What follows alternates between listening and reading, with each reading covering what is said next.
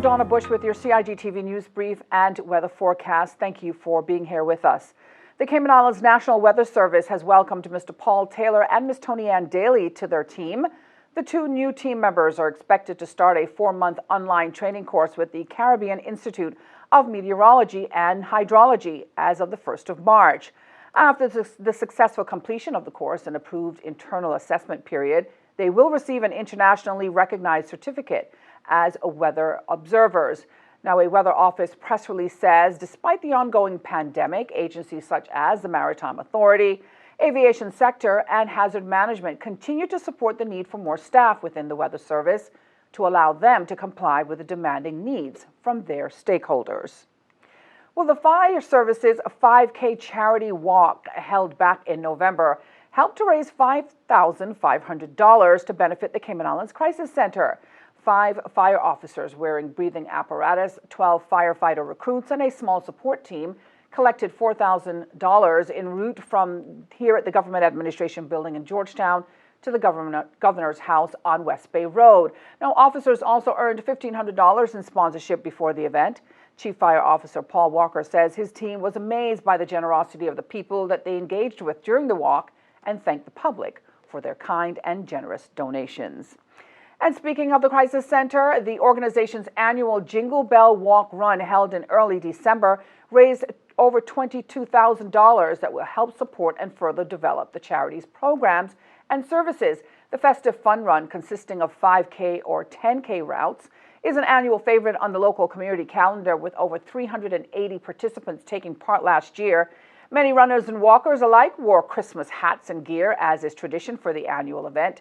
The money raised will be used to provide funding for the ongoing shelter management and various support programs for victims of domestic violence and their children in need of a safe place free from domestic violence.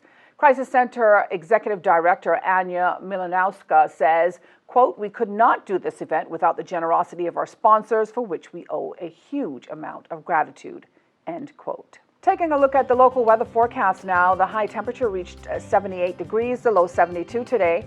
We can expect partly cloudy skies with a 20% chance of showers. The winds are from the north to northeast at 10 to 15 knots with higher gusts.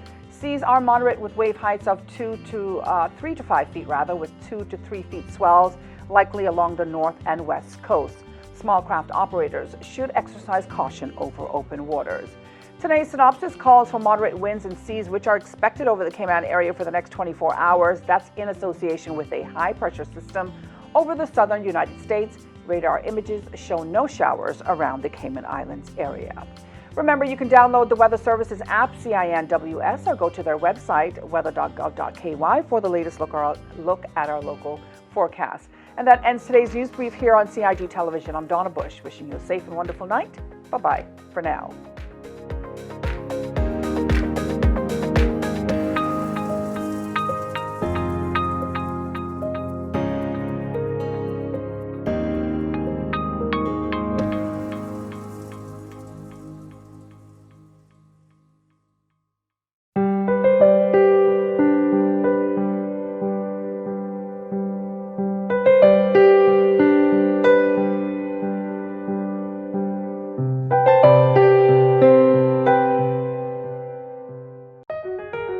Did you know that planning permission is required for a shed? Did you know you should check with the department as a planning and permit application may be required? Did you know planning permission is required to clear land by mechanical means? You should check with the department as a planning and permit application may be required. Did you know that planning permission is required for an addition, alteration, or any material change to your house? The 10% rule no longer exists. Did you know you should check with the department as a planning and permit application may be required? Did you know your mailing address details on your land register must be up to date in order to receive notices on new development which may impact you? Visit Lands and Survey Department to check your mailing address is correct.